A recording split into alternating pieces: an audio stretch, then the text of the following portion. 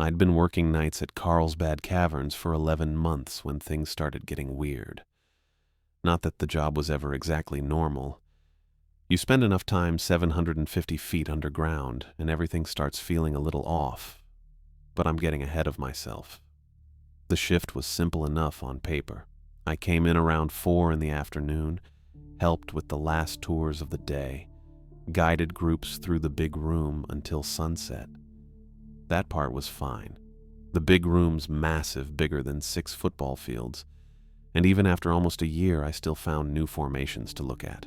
Stalactites the size of telephone poles. Stalagmites that took thousands of years to grow a single inch. Tourists loved it. I gave them the standard spiel about the cave's formation, pointed out the landmarks, answered questions about bats and temperature and how deep we were. Easy work. After the last tour headed up around 6:30, that's when my real shift started. I had the whole cavern system mostly to myself. Just me and maybe one other person on duty, usually Leo if he was working that week. We'd split up the monitoring duties. Someone had to check the bat flight amphitheater every hour during migration season, make sure the motion sensors were working, that nothing had disturbed the colonies. Someone had to watch the climate control systems, check humidity levels, temperature readings, make sure all that expensive equipment the Park Service installed was doing its job, keeping the formations from degrading. I didn't mind the quiet. That's why I'd taken the job in the first place. After 2 years managing a sporting goods store in Roswell, with fluorescent lights and a boss who thought motivational posters counted as leadership, I wanted something different. Something that didn't involve dealing with customers asking if we sold alien merchandise because they'd seen it in the movies. The New Mexico desert above ground felt right to me. I'd grown up in Kansas, and the openness reminded me of home. Flat horizons, big sky, air so dry it pulled moisture right out of your lungs. I liked driving out to the park each afternoon, watching the Guadalupe Mountains rise up from the scrubland, all that empty space around me. Made sense in my head. Desert's supposed to be harsh and quiet and a little hostile. That's just what it is. The caverns, though. Different story. They never stopped feeling wrong to me. Especially after dark, after the last visitors cleared out and the floodlights in the big room dimmed to their overnight setting. The limestone walls had this quality I couldn't quite name. Sometimes I'd be doing my rounds, just walking the paved paths with my headlamp, and I'd get this feeling that the walls were breathing. Not moving exactly, just this sense of rhythm that didn't match my own. I'd stop and listen and hear nothing but water dripping somewhere in the distance, the faint hum of climate control vents. But the feeling didn't go away. I figured it was just the usual cave stuff. Your brain playing tricks because you're underground. I'd read about it during training. Something about the constant temperature and humidity, the darkness, the way sound travels weird in enclosed spaces, messes with your perception. Made sense. I didn't think about it too hard. During my first week on the job, Crystal Cooper called me into her office. She was my supervisor, had been working at Carlsbad for something like 30 years, knew the caverns better than anyone. She had this way of looking at you that made you stand up straighter without realizing it. Gray eyes that didn't blink much. Voice that sounded like she'd spent too many years breathing dry air and not enough time talking. "You're doing fine with the basic procedures," she said. "Learning the routes, handling the monitoring equipment. That's good." I nodded. Wasn't sure where this was going. She pulled a laminated card from her desk drawer. Standard size, like something you'd keep in a wallet. "This is supplemental protocol for overnight staff. 7 procedures. You need to keep this with you during every shift." I took the card. It was heavier than I expected. The lamination was thick, professional. The text was printed in dark blue ink, numbered 1 through 7. I skimmed the first line. Something about limestone temperature variations. "File it somewhere you'll remember," Crystal said. "In your locker is fine. You probably won't need it often, but when you do, you need to follow it exactly. No improvising. Clear?" "Clear," I said. She held my eyes for a second longer than felt comfortable, I mean it, Maurice. Exactly as written. Got it. That was it. She didn't explain what the procedures covered or why they were separate from the standard safety manual we'd all studied. I figured it was some kind of legacy thing. Maybe old protocol from before the Park Service updated their systems. Cave work had a lot of that. Outdated rules that nobody bothered removing from the books. I filed the card in my locker like she'd told me, stuck it in the top shelf behind my spare batteries and a protein bar I kept forgetting to eat. Didn't look at it again. Didn't think I'd need to. The next 11 months were pretty routine. I learned the cavern's layout by heart, memorized which formations were fragile, which sections had the most bad activity, where the humidity sensors tended to malfunction. I got comfortable with the overnight quiet. Leo and I developed a system where we'd check in by radio every couple hours, just to break up the silence. He was good company, didn't talk much, didn't ask personal questions. We'd swap stories about weird tourists sometimes, that was about it. October came around. Migration season was winding down. The bat colonies were smaller, less active. My rounds got shorter. More time spent in the monitoring station near the elevator, watching security feeds and climate readouts on screens that were probably 10 years old, and running software that looked even older. It was a Thursday, late October, 23rd, I think. I'd come in at 4 like always, run 2 tours through the big room, checked the amphitheater sensors, verified the overnight climate settings. Everything normal. Around 9, I headed to the monitoring station with a thermos of coffee that had already gone lukewarm and a sandwich from the visitor center vending machine. Turkey and Swiss on white bread that tasted like cardboard. That's me, living the dream. The monitoring station was basically a closet with delusions of grandeur. Desk, 3 monitors, a radio-based station, a chair that squeaked every time I shifted my weight. 1 monitor showed the security camera feeds on rotation, 12 cameras total, cycling every 10 seconds. Another monitor displayed climate data and real-time graphs that I'd learned to read but still found pretty boring. The third was supposed to be for maintenance logs, but I mostly used it to check my email when the park's Wi-Fi decided to cooperate. I was halfway through my sandwich when I noticed the elevator indicator light. We had 1 main elevator that ran from the visitor center down to the cavern level. Big industrial thing, could fit 30 people if they squeezed. During the day, it ran constantly, bringing tour groups down and back up. At night, it was supposed to stay parked at the surface level unless someone called it. There was a secondary service elevator that went down to the underground lunchroom at 750 feet, but that one required a key card. Staff only. The indicator light showed the service elevator at 750. Down position. That bugged me a little. I was the only person on shift in the caverns. Leo had called in sick that afternoon. I hadn't used the service elevator all night. Hadn't even been near that section. I pulled up the security camera feed for the lunchroom level. Took me a second to find the right camera in the rotation. Camera 9. There. The elevator car sat empty, doors wide open, interior lights flickering. Not flickering random. That's what got me. The pattern was too regular. On, off, on, off. 3 beats, pause, 3 beats, pause. Over and over. I watched it for maybe 30 seconds, just sat there with my sandwich in one hand, staring at the monitor. The elevator didn't move. The lights kept flickering. 3 beats, pause. 3 beats, pause. Weird, but not impossible. Electrical short, maybe. Or a sensor malfunction telling the elevator someone had called it when nobody had. Equipment breaks down. Happens all the time in caves. The moisture gets into everything eventually. But the pattern bothered me. Too deliberate, too steady. I set down my sandwich and kept watching. I set the sandwich down and grabbed the radio. Crystal's home number was programmed into the base station. Emergency contacts only. I'd never used it before. Probably nobody had used it in years except for actual emergencies, which I guess this qualified as.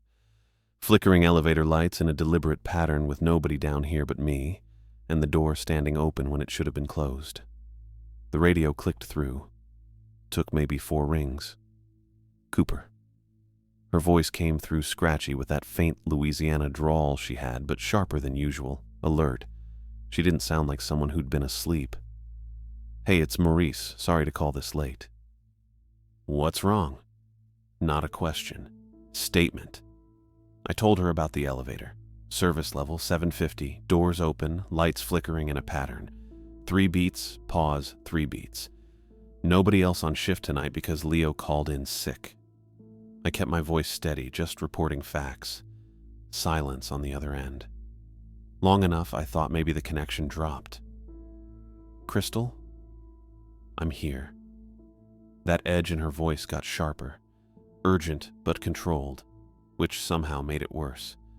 "Maurice, listen to me very carefully. Do not go near that elevator. Do not investigate. Do you understand?" "Yeah, I need you to go to your locker right now. The card I gave you on your first week, the laminated one. Do you still have it?" I thought about the top shelf. Spare batteries, protein bar that was probably stale by now, the card shoved behind both. "Yeah, it's in my locker." "Get it." Her voice carried weight I'd never heard before. Not panic. Worse than panic. The kind of certainty that comes from experience you don't want. "Retrieve it immediately and read every single word before you do anything else. Don't touch the elevator controls. Don't go down to 750. Just get the card and read it. All of it." "Okay, I'm serious, Maurice. Every word. Then call me back." The line went dead. I sat there for maybe 3 seconds with the radio in my hand, staring at the monitor. Camera 9 still showed the elevator car with its doors open, lights flickering. 3 beats, pause, 3 beats. Steady as a heartbeat. Then I got up and headed to the staff area. The locker room sat off the main corridor near the monitoring station. Fluorescent lights, beige metal lockers that looked like they'd been installed sometime in the 80s, concrete floor with a drain in the center that I'd never seen anyone use. Smelled like old coffee and that particular staleness that comes from not enough ventilation. My locker was 3rd from the left, top row. Combination lock I'd set to my birthday because I'm not great at remembering random numbers. 2711. I spun it open. Top shelf had the usual stuff. Spare headlamp batteries still in the package. That protein bar, chocolate peanut butter flavor, definitely stale. A folded Park Service jacket I kept forgetting to take home. And behind everything, the laminated card. I pulled it out. Standard size, maybe a little smaller than a credit card, but thicker. Professional lamination job, the kind that doesn't peel at the edges. Dark blue text printed on white background. Clean, official looking. I'd skimmed it once 11 months ago and then filed it away because Crystal hadn't made it sound urgent at the time. Just supplemental protocols. Something to remember. The heading read, "Supplemental Protocol. Overnight. Staff only." Below that, 7 numbered items. I leaned against the lockers and started reading. 1. Never enter the caverns alone after 11 p.m. without verbal confirmation from surface staff that you are expected below ground. My stomach did something uncomfortable. It was 9:40 right now. I had an hour and 20 minutes before 11, and I was alone. Leo was supposed to be here, but he'd called in sick, which happens sometimes. Normal thing. Except now, I was wondering if it was actually normal or if there was a reason I'd ended up solo tonight. I kept reading. 2. If you hear footsteps from deeper sections when no one else is on shift, do not investigate. Report to surface immediately. Footsteps from deeper sections. The caverns went down past where the tours ran. Maintenance tunnels, undeveloped passages, areas closed to the public that I'd only been in a handful of times for equipment checks. I'd never heard footsteps down there, but now I knew that if I did, I wasn't supposed to check it out. Just leave. That was new information. 3. The natural entrance trail is closed after dark because something uses it to exit. My hands went cold. Not for safety reasons or due to low visibility or any of the normal explanations we gave tourists, just something uses it to exit. Capital S something probably, though the card didn't specify. Something that apparently left the caverns at night through the natural entrance, which was why we locked the gate at the bottom after the last tour came through. I'd locked that gate myself probably 200 times. Never knew why it mattered. 4. If humidity sensors in the King's Palace show readings above 98%, evacuate immediately. Do not attempt to investigate the source. The King's Palace sat deeper than the big room, down a steep trail most tourists didn't bother with. Humidity down there usually hovered around 92, 93%. Stable. I'd seen it spike to 95 once during heavy rains last spring, but 98 was pushing saturation levels that didn't make sense for a limestone cave with working climate control. Evacuate immediately. Not check the sensors or call maintenance. Just get out. 5. Never acknowledge anyone below ground who is not on the shift schedule. If approached by someone you do not recognize, proceed to the nearest exit without speaking. The weight in my stomach got heavier. Anyone below ground who wasn't on the schedule, which implied there might be people down here who weren't supposed to be, or things that looked like people. The card didn't specify, just said don't acknowledge them, don't speak, leave. I thought about the elevator with its doors standing open and lights flickering in that steady pattern. 3 beats. Pause. 3 beats. 6. The sound of dripping water is normal. Dripping water that stops when you listen for it is not. If you notice this phenomenon, leave the area immediately. Dripping water that stops when you listen. I'd heard that. Not often, but a few times over the past 11 months. I'd chalked it up to acoustics, the way sound traveled weird in caves, how you could hear something from one angle and lose it from another. Apparently that wasn't what it was. Apparently when the dripping stopped because you were listening, you were supposed to run. 7. If you find fresh footprints in closed areas, photograph them for records but do not follow. Mark the location and report immediately to your supervisor. Fresh footprints in areas that were closed, areas nobody should be walking through. I read all 7 rules again, slower this time. Each one made my stomach tighter. Not because they were complicated or hard to understand. Because they were specific. Too specific. The kind of specific that comes from experience, from trial and error, from figuring out what works when bad things happen. Crystal had given me this card 11 months ago, told me to keep it with me, to follow the procedures exactly when I needed them. She hadn't explained what they covered or why they mattered, just handed them over with that long eye contact and the repeated instruction. Follow them exactly. No improvising. I'd filed the card away and forgotten about it.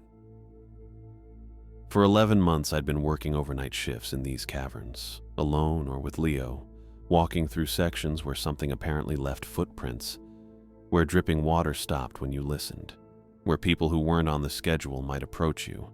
For 11 months I'd been working alongside something I didn't know about, and now I was standing in a locker room at 9:40-something at night, alone, with an elevator flickering on level 750 in a pattern that felt wrong, and Crystal's voice on the radio carrying an edge I'd never heard before. I folded the card and put it in my shirt pocket. Then I grabbed my radio and headed back to the monitoring station. The weight of it sat in my pocket the whole way. Small piece of laminated paper. 7 rules. Everything I should have known from the beginning. I called Crystal back from the monitoring station, told her I'd read the card, all 7 rules, twice. She said she was coming in and to stay exactly where I was. Don't go near the elevator. Don't investigate anything. Just wait. So I waited. Watched camera 9 on rotation. Every 12 seconds it cycled back around. Elevator still there.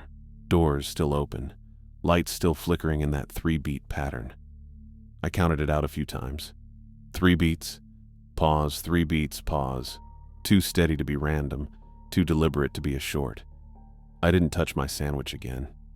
Just sat there with lukewarm coffee and that card in my shirt pocket, feeling the laminated edge through the fabric every time I shifted in the squeaky chair. Crystal arrived 40 minutes later. I heard the main elevator descend first, the mechanical hum carrying through the cavern system in a way that sound doesn't normally travel. Then footsteps. 2 sets. Crystal came around the corner first, still in her off-duty khakis and Park Service fleece, hair pulled back tight. Behind her was Leo Aguilar. That surprised me. Leo had called in sick that afternoon. Sounded pretty rough on the phone too, all congested and tired. Now he looked fine. A little out of breath maybe, but fine. He wore his usual geological survey vest with about 15 pockets, wire-rimmed glasses, and carried a canvas bag over one shoulder that clinked when he walked. I didn't ask about the sick day. Figured it was part of whatever this whole situation was. "Show me the feed," Crystal said. I pulled up camera 9. She watched for maybe 20 seconds, arms crossed, face completely neutral. Leo stood behind her, glasses reflecting the monitor glow, watching the same flickering pattern I'd been staring at for the past 40 minutes. "That's not a malfunction," Leo said.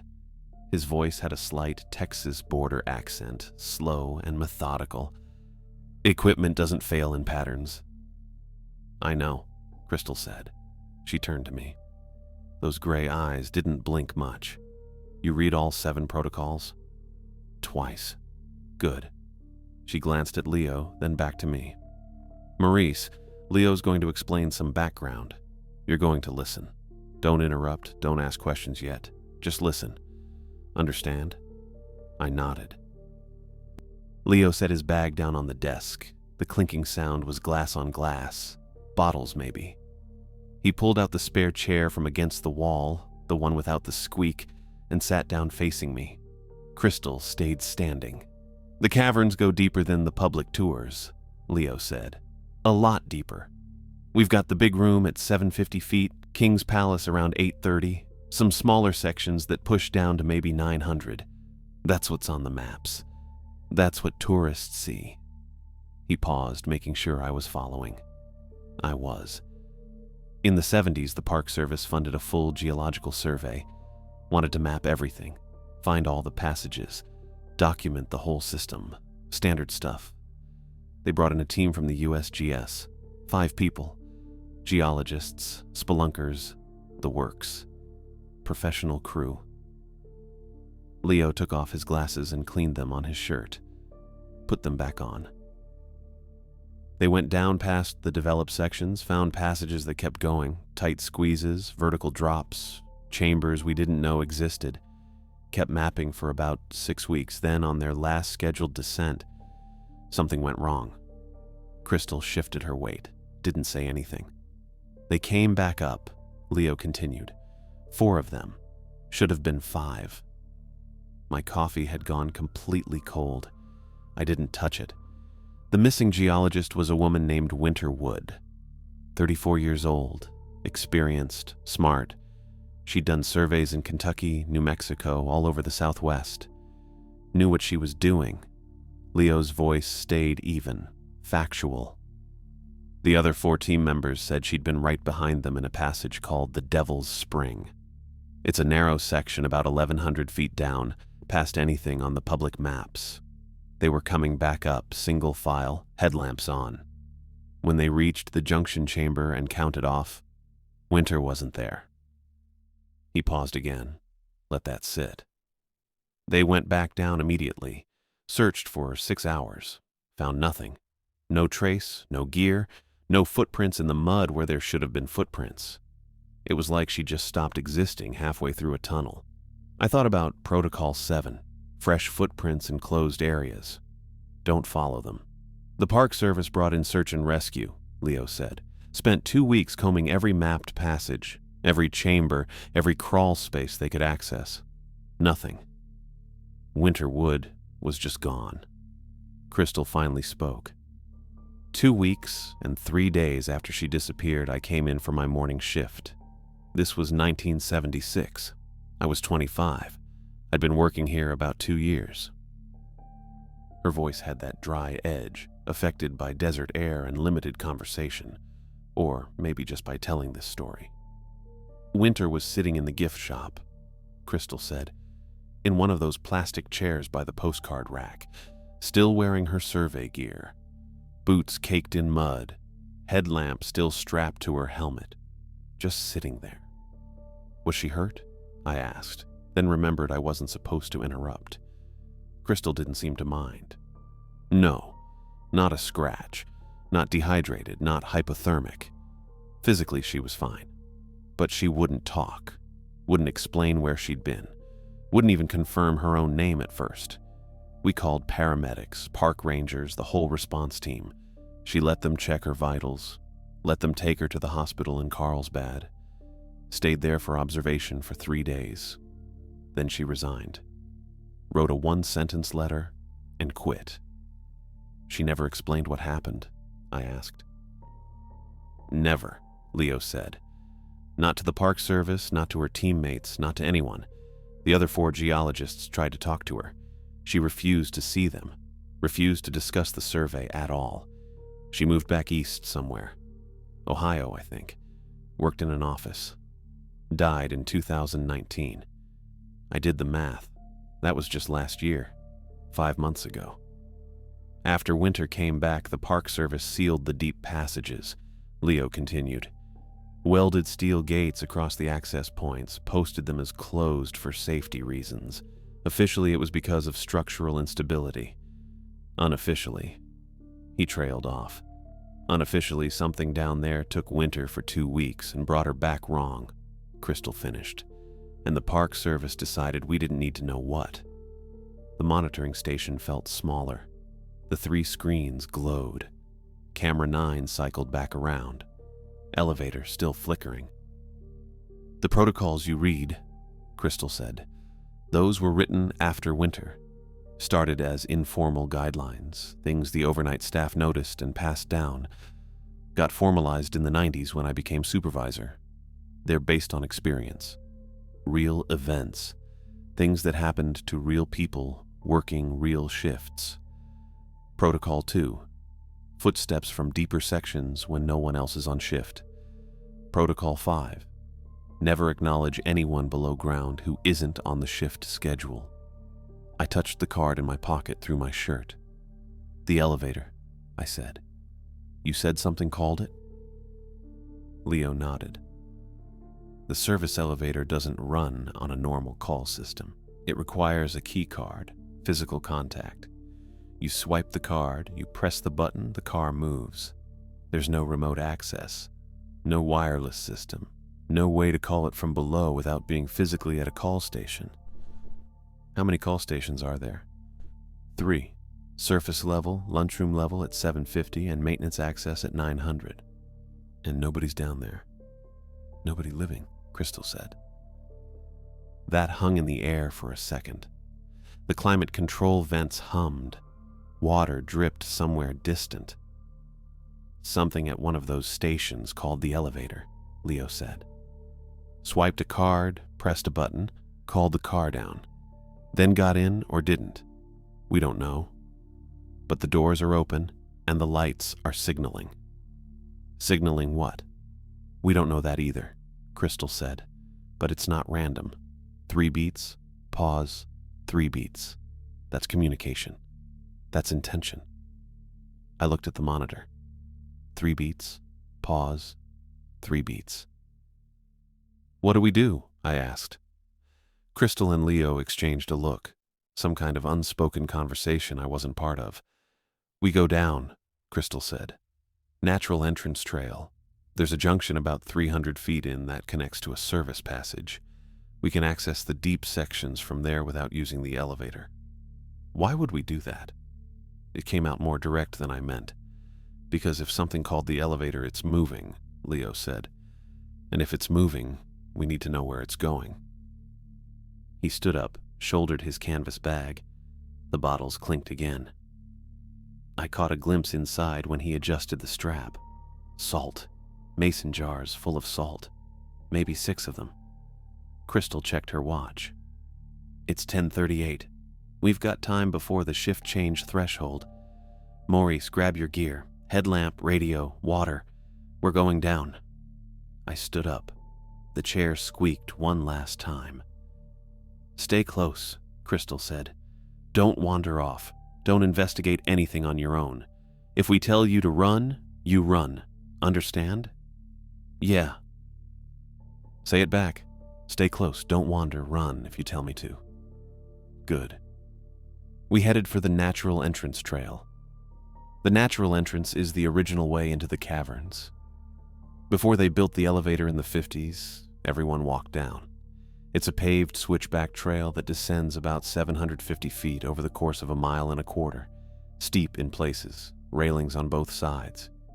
During the day, it's a popular route, people taking their time, stopping for photos at the Bat Cave and Devil's Den formations. Protocol 3 said it's closed after dark because something uses it to exit. We were going in, not out. I figured that was different. Or maybe I just hoped it was. Crystal led, Leo followed. I took up the rear. We all had headlamps. Mine was a Petzl Tika, pretty standard, bright enough for normal cave work. The beams cut through darkness that felt thicker than usual, heavier, like the air had weight. I'd walked the natural entrance probably 100 times during training and tour shifts. I knew every turn, every formation, every spot where the ceiling dropped low or the path narrowed, but I'd never walked it at night. Never walked it after the floodlights went off, and the tourist sounds faded, and the cavern settled into whatever it became when nobody was watching. It felt different. The limestone walls pressed in closer than I remembered. Our footsteps echoed wrong, bouncing back with a delay that didn't match the space. My headlamp beam didn't reach as far as it should have. It hit the darkness about 10 feet out and just stopped, like the darkness was solid. Nobody talked. Crystal set the pace, steady and deliberate. Leo's breathing stayed even behind her. I focused on putting one foot in front of the other, following the light from Leo's headlamp, not thinking too hard about Protocol 3 or Winterwood or elevators that moved on their own. We passed the Batcave entrance. Empty this time of year, migration season winding down. The opening gaped black and still. Then we passed Devil's Den, a formation that looked vaguely like a face if you squinted. Tourist favorite. I'd explained it probably 200 times. Natural limestone erosion, mineral deposits, pareidolia making us see patterns that aren't there. In the beam of my headlamp, it looked like it was watching us. I kept walking. The trail curved down, steeper now, the railings cold under my hand when I steadied myself on a rough patch. Crystal didn't touch the railings. Neither did Leo, just me. We descended maybe another 100 feet. My ears popped from the pressure change. The temperature dropped. Always 56 degrees in the caverns, that's what I told tourists. Constant year-round. Bring a jacket. It felt colder than 56. Then I noticed the sound, or the lack of it. Caves are never truly silent. There's always something, water dripping, air moving through passages, bats shifting in their roosts, the hum of climate control equipment, your own breathing, your heartbeat, something. But as we went deeper down the natural entrance trail, all of that faded. The dripping stopped, the air went still. Even our footsteps seemed to muffle, the echoes dying before they should have. Protocol 6. Dripping water that stops when you listen for it. Except I wasn't listening for it. It just stopped. I could hear my heartbeat. That was it. Just my pulse, thudding in my ears, echoing off the limestone walls in a way that made it sound like it was coming from outside my body, behind me, below me. Ahead in the darkness past Crystal's headlamp. Thud. Thud. Thud. I stopped walking. Crystal and Leo kept going for a few steps, then noticed and turned back. What? Crystal's voice sounded muffled, distant, even though she was maybe 10 feet away. "The sound," I said. "It's gone." "I know," she said. "All of it. I know." Leo adjusted his glasses. "It happens sometimes. When they're active. The silence is a sign we're getting close." "Close to what?" "The threshold," he said. "The place where the mapped sections end and the deep passages begin." My heartbeat kept echoing. Thud, thud, thud. "Keep moving," Crystal said. "We're almost there." We kept moving. The silence pressed in, complete, total. I'd never experienced anything like it. Even in sensory deprivation, even in the quietest room, there's something. Tinnitus, blood flow, the sound of your own nervous system firing. This was different. This was absence. A void where sound should have been. I could hear my heartbeat echoing off the walls. Just that, nothing else. The big room opened up around us, and my headlamp beam just stopped mattering. That's the thing about the big room. Even with all the floodlights dimmed to overnight settings, it's too big to actually see the edges. 6 football fields. That's what I told tourists every single day for 11 months. Tonight it felt bigger. Crystal stopped at the threshold where the trail levels out. I nearly walked into her back. Leo moved to her right side, and I stayed left, the three of us standing there with our headlamps cutting 3 separate cones of light that didn't reach anything useful. The temperature was wrong. Should have been 56 degrees constant. I could see my breath. "Humidity check," Crystal said. Her voice came out flat and quiet, like she was trying not to wake something up. Leo pulled a handheld sensor from his canvas bag. It wasn't Park Service equipment, looked older with a cracked yellow plastic case and a dial display instead of digital readout. He held it up and waited. The dial climbed. 97.3, he said. "Still climbing." I knew what that meant. Protocol 4. Humidity above 98%. Evacuate immediately without investigating. We were 0.7 away from that threshold. "How fast is it climbing?" Crystal asked. Leo watched the dial. "Steady. Maybe 0.1 every 30 seconds. I did the math. We had maybe 3 minutes before we hit 98. Probably less. "Show me where," Crystal said. Leo shifted his bag and pointed his headlamp toward the center of the big room. The beam swept past the usual formations.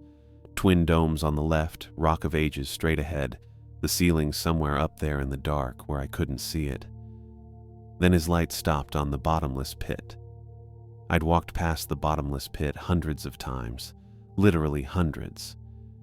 It's a formation near the center of the big room, roped off with velvet tourist barriers during the day, about 12 feet across and deep enough that when I dropped a rock down it on my second week, I never heard it hit bottom. The name's not official, but that's what everyone calls it. On tours, I usually told people it was at least 100 feet deep, possibly connecting to unmapped passages below. Gave them the standard line about respecting barriers and not throwing anything down there because we don't know what's at the bottom. Tonight I could see what was at the bottom. Something pale filled the pit almost to the rim. Glistening. That's the only word that fit. It looked wet, but not liquid. More like something organic. Something that belonged inside a body instead of outside. The color was wrong too. Not white, not gray. Somewhere between the two with an undertone that made me think of things that never see sunlight. And it was moving, rising and falling, slow and steady, like breathing but bigger. I watched it for maybe 5 seconds before I realized the rhythm matched my heartbeat exactly. Rise when my heart beat, fall in the space between. Rise, fall, perfectly synchronized. "Don't," Crystal said, but I was already walking toward it. I don't know why. Probably the same reason you touch a bruise to see if it still hurts. I needed to know if what I was seeing was real, or if 11 months of overnight shifts had finally broken something in my head. The velvet barriers were still there, posts and rope forming a neat square around the pit's edge. I stopped about 3 feet away. My headlamp beam hit the surface of whatever was filling the pit and just stopped, didn't penetrate at all. The pale glistening thing rose and fell, matching my heartbeat, and I could feel it somehow. Not hear it, feel it. Like a pressure change in my chest that came from outside instead of inside. Then I took a breath. A real one. Deeper than usual because the cold air was doing something to my lungs. The rhythm changed. Now it matched my breathing. Rose when I inhaled, fell when I exhaled. Perfectly synchronized again, but to a different pattern, a different part of me. I held my breath for maybe 3 seconds to test it. The thing in the pit stopped moving entirely. I exhaled and it fell. Inhaled and it rose. Maurice. Crystal's hand closed around my upper arm and pulled, not gentle. She yanked me back hard enough that I stumbled and had to catch my balance. I turned to look at her. Her face was different. Not scared exactly, but something close to it. Something I hadn't seen on her before in 11 months of working under her supervision. "Original survey team," she said. 1976. You want to know what they found down there? I nodded. My heart was doing something weird, beating too fast and too hard, and I could still see the pale thing in my peripheral vision rising and falling with my breathing. Crystal kept her hand on my arm. Leo moved closer, his canvas bag clinking with the mason jars of salt inside. They thought they were mapping a cave system, Crystal said. Standard geological survey. 6 weeks of work, good data, solid maps. Everything normal until the last descent. She paused. I waited. They found chambers that didn't make sense. Passages shaped wrong for water erosion. Formations that looked carved instead of grown. And in the deepest section they reached about 1,300 feet down. They found a space that was warm. Warm, I repeated. 87 degrees, Leo said, in a cave system that should be constant at 56. Crystal's grip on my arm tightened slightly. They took samples, ran tests, tried to figure out what could generate heat that deep. Then Winter noticed the walls. What about them? They were moving, Crystal said. Not like an earthquake, slow, rhythmic, expanding and contracting like breathing, I finished. She nodded. Like breathing. The caverns aren't just geological formations, Maurice. They're a digestive system, shaped over millions of years by something living in the deepest sections. Something old enough that limestone grows around it, that the cave formations are part of its body or its habitat or something we don't have words for. I looked back at the pit. The pale thing kept rising and falling with my breath. In, out. In, out. Winter would, I said. She didn't get lost. No, Crystal said quietly. She got tasted. Leo pulled out his sensor again without being asked. He checked the dial and his face did something I didn't like. 98.1, he said. The number hit me wrong. Protocol 4. Humidity sensors in King's Palace show readings above 98%. Evacuate immediately without investigating. We weren't in King's Palace. We were in the big room. But 98.1 was past the threshold. We'd crossed it. I'd crossed it. My breath came faster, and the thing in the pit rose and fell faster to match. Crystal's voice cut through the wet air. We're evacuating. Now. I turned toward the trail we'd just descended. Took maybe 2 steps back before I stopped. The path didn't curve upward anymore. I mean, it should have. We'd come down the natural entrance trail. I knew that route by heart, every switchback, every marker, the exact angle where it levels out into the big room. The trail curved up and to the left. That was it. Simple geometry. Except now it didn't. Now the trail descended, straight down into darkness so thick my headlamp couldn't touch it. Not dim, not shadowy, just gone. Like someone had cut a hole in reality and the beam fell into it without making contact. I stopped walking. Crystal. She was already moving past me, probably assuming I was right behind her. She got 3 steps before she saw what I was looking at. Her headlamp swept across the trail. The beam hit that darkness and died. just stopped 10 feet out, absorbed completely. "That's not right," she said, which would have been funny if my lungs weren't doing something complicated with the air I was trying to breathe. Leo came up beside us. He didn't say anything, just looked at the trail that now went down instead of up, at the darkness that swallowed light like it was hungry. I turned back toward the pit. The pale substance was still there, still rising and falling with my too fast breathing, still watching. I figured that's what it was doing, watching. "We can't go that way," I said. Obvious maybe, but someone needed to say it. Crystal pulled her radio, keyed it twice. Static came back but wrong, choppy and wet sounding, with something underneath that might have been breathing. She tried again. "Base, this is Cooper. Do you copy?" More static. Then a voice that sounded like Crystal's own voice played backward, syllables stretched and distorted. She dropped the radio. It swung on the clip attached to her belt. Leo set down his canvas bag. The clinking sound echoed wrong in the space. Too many echoes, coming from directions that didn't have walls. He opened the bag and pulled out one of the mason jars full of salt. "What are you doing?" I asked. "Buying time."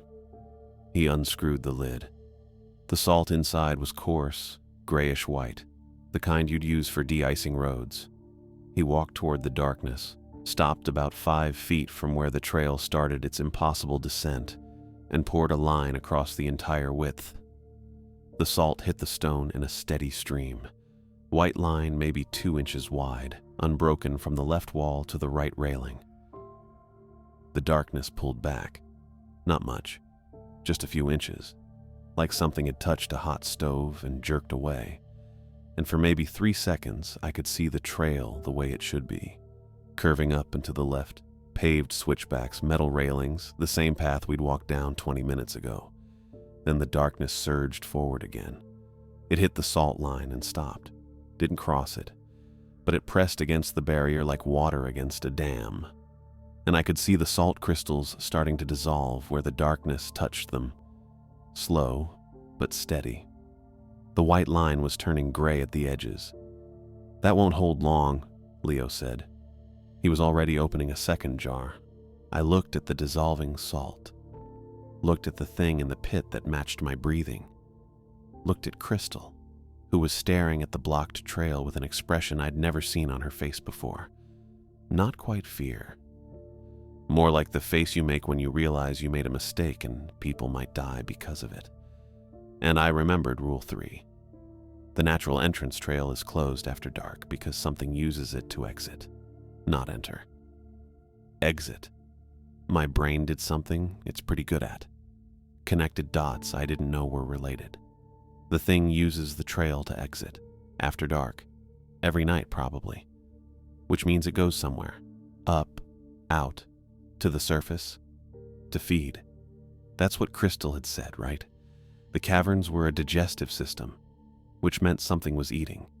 And if the trail was how it left, then right now at 10:40-something p.m. on a Thursday night, whatever lived down in those deep passages wasn't home. It was up there, on the surface, hunting. "We need to go down," I said. Crystal turned to look at me. "What?" "Down, not up." I pointed at the pit, at the pale substance that kept matching my breathing. "That thing's guarding the exit. It's blocking the way out because something else is using it to come back. But if that thing already left, the protocols exist for a reason, Maurice." Crystal's voice had that edge again, the one from the phone call. "We evacuate. That's the procedure. Can't evacuate if the trail's gone." She didn't have an answer for that. Neither did I, really, except the answer I didn't want to say out loud. We were trapped. The elevator was compromised, the trail was blocked, and the humidity was at 98.1% and probably climbing. Leo poured another line of salt, this one parallel to the first, about 3 feet behind it. Insurance, I figured. "What are you saying?" he asked. Didn't look at me. Kept his eyes on the darkness pressing against the first salt line. I tried to organize my thoughts. Hard to do when your heart's doing double time and something's matching the rhythm. Rule 3 says the trail's closed after dark because something uses it to exit, not enter. Exit, which means there's a schedule, right? It leaves at night, goes up, feeds, comes back before dawn, probably. I took a breath. The thing in the pit rose with my inhale. So right now the deep passages are empty. Whatever lives down there is up there, on the surface. Crystal shook her head. You don't know that. I know that thing, I gestured at the pit, is guarding something. I know the trail's blocked. I know we can't stay here because the humidity's past threshold and we're breathing air that's 98% water. Leo straightened up. He looked at me, then at Crystal, then back at the pit. He's right, Leo said. Crystal rounded on him. Don't. About the guard. Leo capped the empty mason jar and set it down. That thing in the pit, it's not the predator, it's the watchdog. I hadn't thought of it that way, but yeah, that's exactly what it was. Something left behind to make sure nobody went deeper while the main entity was gone, and to block the exit so nobody could leave. Which meant the thing on the surface was the real problem. Crystal was quiet for maybe 10 seconds. I counted them. Watched the salt line dissolve another millimeter. Watched my breath steam in air that shouldn't be cold enough for that. If you're wrong, she said finally, we die down there. If we stay here, we die up here. I surprised myself with how steady my voice sounded. The trail's gone. The elevator's compromised. The humidity's past protocol threshold. We've got one option. 2 options, Crystal corrected. We can wait for the thing to come back and try to fight our way past it. Leo made a sound that might have been a laugh. With what? I've got salt and a mag light. I didn't have anything except my headlamp and a radio that picked up backward voices. Crystal probably had a pocket knife, maybe. Standard park service gear. Nothing that would fight off something that could block an entire trail with darkness. She knew it too. I could see it in the way her shoulders dropped half an inch. The deep passages, she said. Not a question. Statement. Yeah. Past the sealed gates. If we can get through them. Leo picked up his canvas bag. 4 mason jars of salt left, clinking against each other. Gates were welded shut in '76, but the welds are 40-something years old now. Might be weak spots. Might be, might not be. But we were talking about it, which meant Crystal was considering it, which meant I'd already won the argument, or lost it, depending on how you looked at it. Crystal checked her watch. 10:43. We've got maybe 6 hours before dawn, maybe less. Before it comes back, I said. Before it comes back, she agreed. I looked at the thing in the pit one more time, still rising and falling with my breathing, still pale and wet and wrong, still watching probably.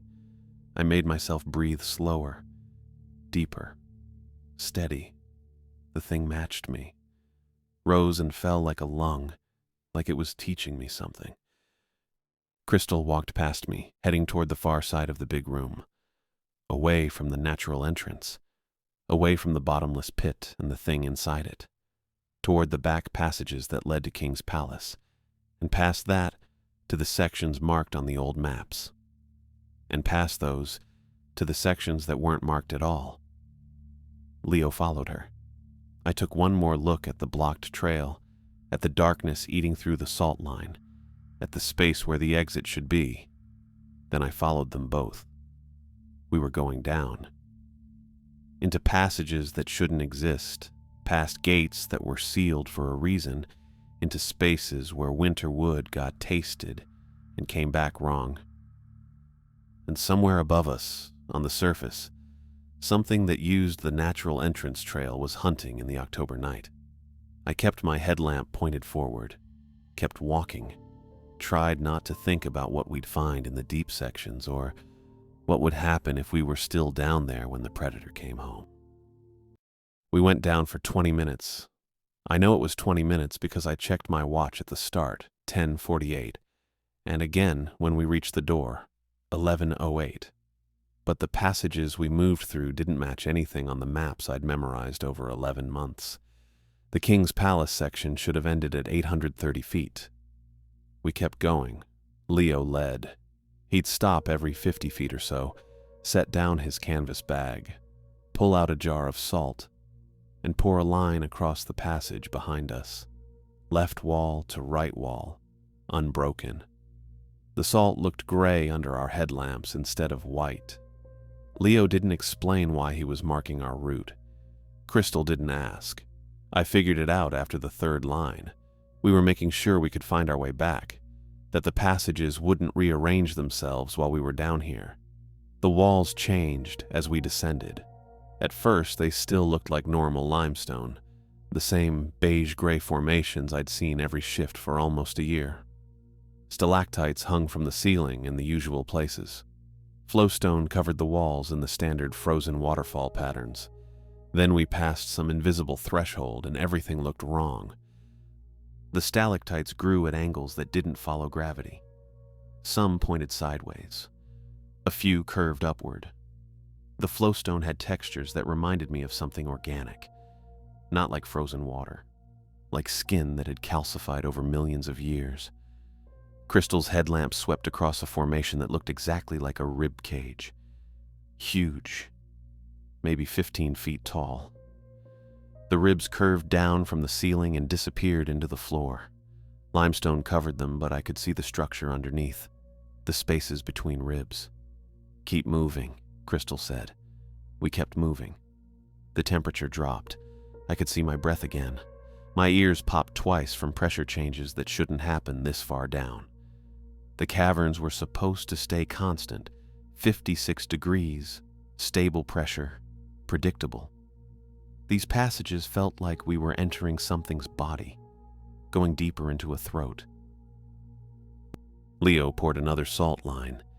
His fourth jar was half empty now. The passage narrowed.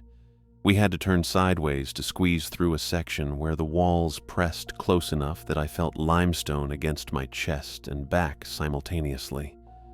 My headlamp beam hit the rock 6 inches from my face. I heard Crystal breathing ahead of me, heard Leo's canvas bag scraping against stone. Then the passage opened into a junction chamber maybe 20 feet across. 5 tunnels branched off in different directions. Our headlamps couldn't reach the ceiling. The darkness above us felt solid. Leo walked to the center of the chamber and crouched down. He brushed his hand across the floor. Dust came away, revealing carved symbols in the limestone. Not natural erosion, deliberate cuts, geometric patterns that hurt to look at directly. "This is it," Leo said. Crystal moved to the rightmost tunnel. She aimed her headlamp down the passage.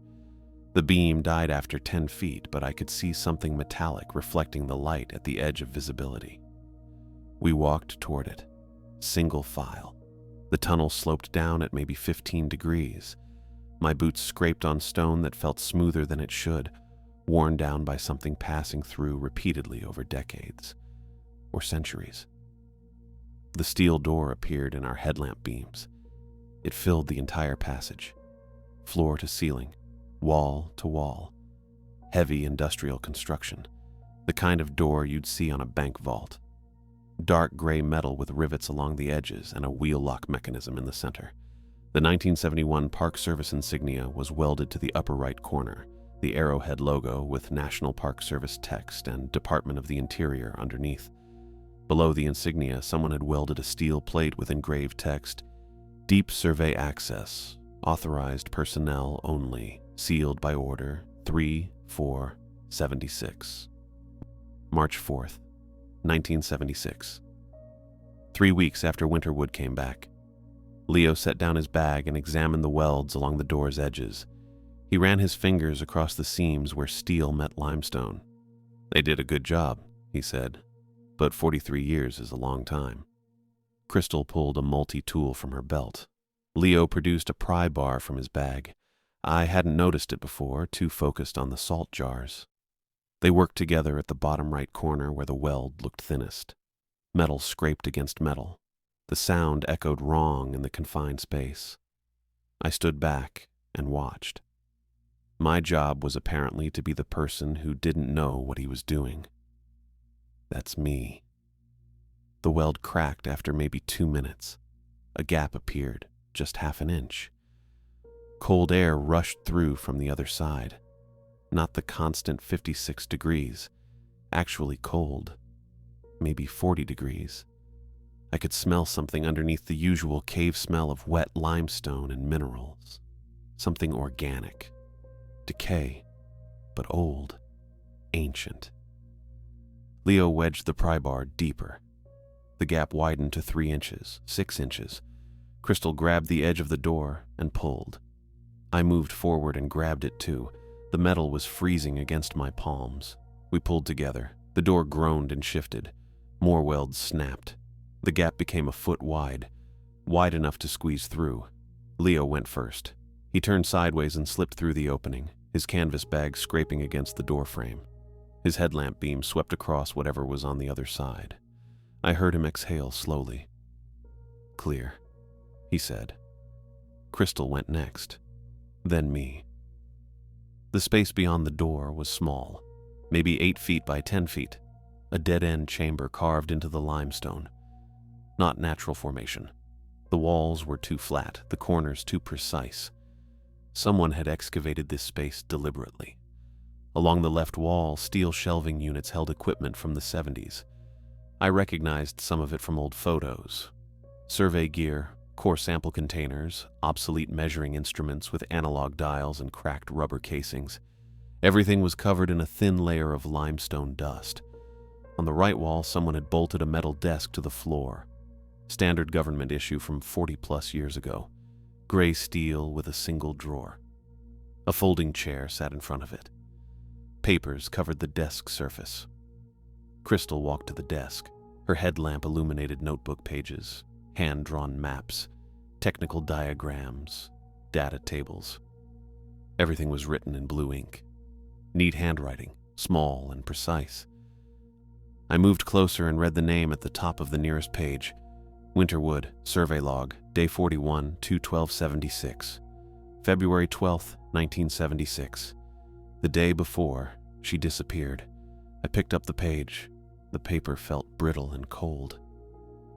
Winter's handwriting covered both sides in dense paragraphs with occasional sketches in the margins. I read the first paragraph. The entity responds to biological rhythms, heartbeat, breathing, brain activity. It synchronizes with living organisms that enter its range, which extends approximately 400 vertical feet from its core location at 1,347 feet depth. Synchronization appears to be how it identifies prey. Once synchronized, separation becomes impossible without specific countermeasures. I set that page down and picked up the next one. More technical description. Measurements. Observations about temperature variations and humidity patterns. Then halfway down the second page, containment is possible. Destruction is not. The entity is too old, too integrated with the geological structure. Attempting to kill it would destabilize the entire cavern system. Estimated collapse radius, 12-15 miles. Surface damage would be catastrophic. My hands shook a little. I kept reading. The protocols we've developed aren't protection. They're appeasement. The entity requires biological matter to sustain itself. If it doesn't receive regular feeding, it will surface to hunt. The night shift system ensures a steady supply of potential prey. People who enter its range during peak activity hours when it's strongest. I looked at Crystal. She was reading a different page, her face expressionless. I picked up a third page. This one was dated February 13th, the day Winter disappeared. Only 3 sentences. I'm going to verify the core location. If I don't return, implement the protocols exactly as written. Keep it fed, keep it contained. That's all we can do. That was it. The rest of the pages were protocol drafts. 7 rules written and rewritten with annotations, changes in wording, clarifications. The same 7 rules Crystal had given me on a laminated card 11 months ago. I understood then. Completely. The night shift wasn't about monitoring equipment or checking bat colonies. It was about being available, being present in the caverns during the hours when the thing was most active, when it was hungry. Some people made it through their shifts without incident. Most people, probably. But every few years, someone would violate a protocol, investigate footsteps from deeper sections, or acknowledge someone who wasn't on the schedule or follow fresh prints in closed areas. And the thing would feed. Just enough to stay satisfied. Just enough to prevent it from surfacing completely. Crystal and Leo had been managing this for decades, hiring people for night shifts, training them, giving them the protocols, hoping they'd follow the rules, knowing that eventually someone wouldn't, knowing that person would disappear into passages that led to 1,347 feet, where something old enough to have limestone growing around it waited in constant 87-degree heat. I set down the papers. My throat felt tight. "We should go," Leo said quietly. He was checking a handheld sensor again. The dial showed 89% humidity. Dropping. Crystal looked at her watch. Dawn's close. I gathered Winter's pages, maybe 20 sheets total, and folded them carefully. They went into my jacket's inner pocket. Evidence. Or maybe just proof that someone had understood what we were dealing with before it was too late for her. We left through the gap in the door. Leo poured another salt line across the opening before we continued back up. His last jar was almost empty. The return trip took 15 minutes. The passages stayed stable. Leo's salt lines had worked. We followed them back through the junction chamber with the carved symbols, through the narrow section where walls pressed close, past the ribcage formation, through King's Palace, into the big room. The bottomless pit was empty, just a 12-foot-wide hole with rope barriers around it. The pale substance was gone. The temperature was 56 degrees again, constant, normal. Our headlamps reached the ceiling and walls properly.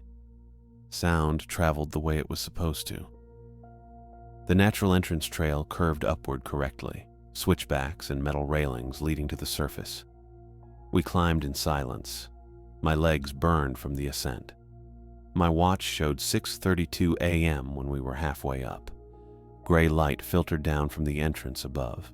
Real light. Sunrise. We emerged at 6:47. The visitor center parking lot was empty except for Crystal's truck and Leo's sedan. The sky was that pale blue-gray color right after dawn. Cold air hit my face. Actual fresh air that didn't taste like limestone and humidity. I stood at the natural entrance and breathed it for maybe 30 seconds. Just stood there. Leo walked past me toward his car without saying anything. He got in and drove away. The canvas bag sat in his passenger seat. Empty jars. Crystal waited by the visitor center door. She held something in her hand. I walked over. My boots felt heavy. Everything felt heavy. She handed me a laminated card. Same size as the first one. Same professional lamination. Dark blue text on white background.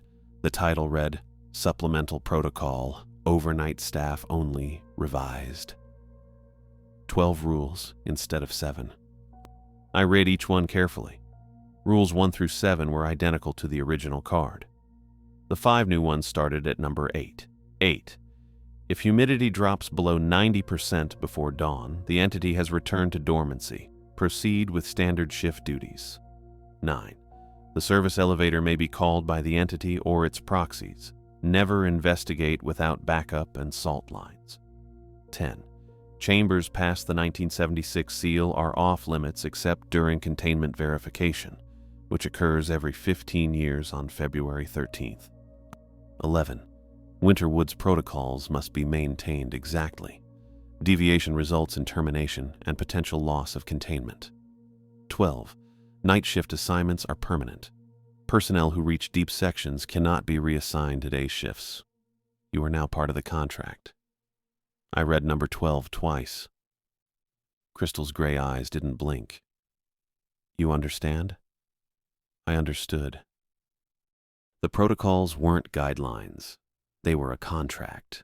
I just signed it by going down to 1,300 feet and coming back up, by reading Winter's notes, by understanding what lived beneath Carlsbad caverns and why certain people worked overnight shifts. I was part of the feeding system now, permanently. Yeah, I said. I understand. Crystal nodded once. Your shift starts at 4 p.m. Don't be late. She walked to her truck and drove away. I stood in the parking lot holding the new card. 12 rules. The sun rose higher and turned the sky from gray to blue. Somewhere below me, at 1,347 feet, something old settled back into dormancy. Fed enough to wait another night. I put the card in my wallet, right behind my driver's license. That's where it still is.